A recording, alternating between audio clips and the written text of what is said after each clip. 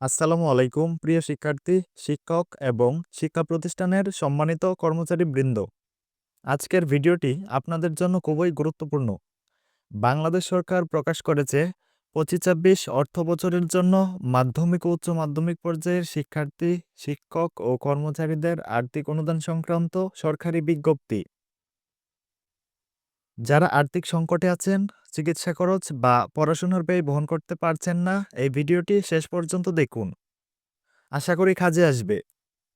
এই বিজ্ঞপ্তিটি প্রকাশ করেছে গণপ্রজাতন্ত্রী বাংলাদেশ সরকার, শিক্ষা মন্ত্রণালয়, মাধ্যমিক ও উচ্চ শিক্ষা বিভাগ, বাজেট শাখা।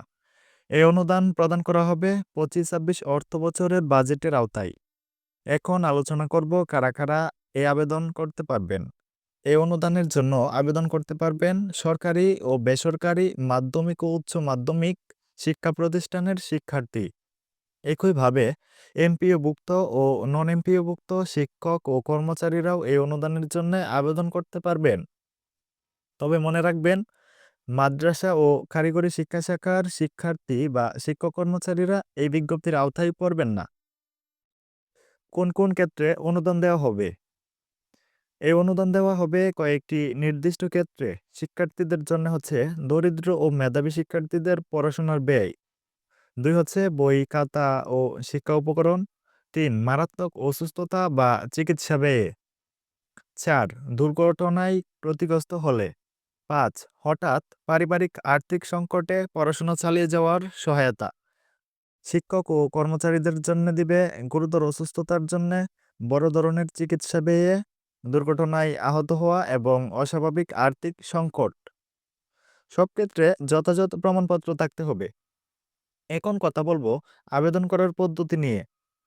এই অনুদানের জন্যে আবেদন করতে হবে অনলাইনের মাধ্যমে। আবেদন করতে হবে মাইগভ ওয়েবসাইটে।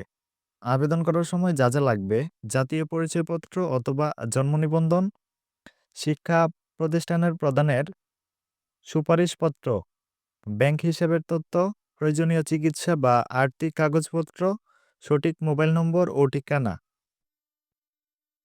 তো প্রতিষ্ঠানের সুপারিশপত্র হচ্ছে আপনি যে প্রতিষ্ঠানে পড়েন, ওই প্রতিষ্ঠানের যে প্রধান আছে ওনার কাছ থেকে একটা সুপারিশপত্র নিবেন, অবশ্যই সাইন করিয়ে নিবেন। তো সব তথ্য সঠিকভাবে পূরণ করা বাধ্যতামূলক।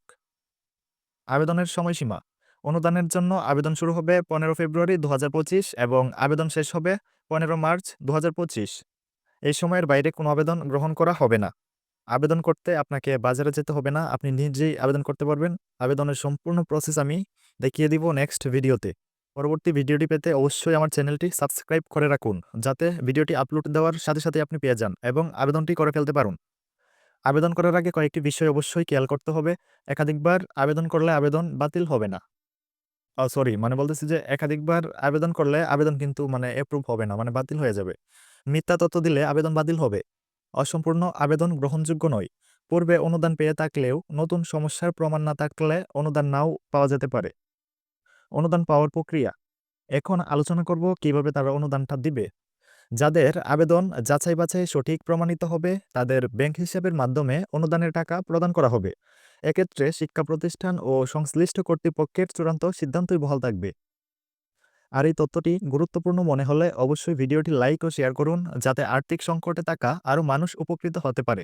এবং চাকরি, শিক্ষা ও সরকারি বিজ্ঞপ্তির নিয়মিত আপডেট পেতে আমাদের পেজটি ফলো করতে ভুলবেন না। সবাই সুস্থ থাকুন। ধন্যবাদ। আসসালামু আলাইকুম।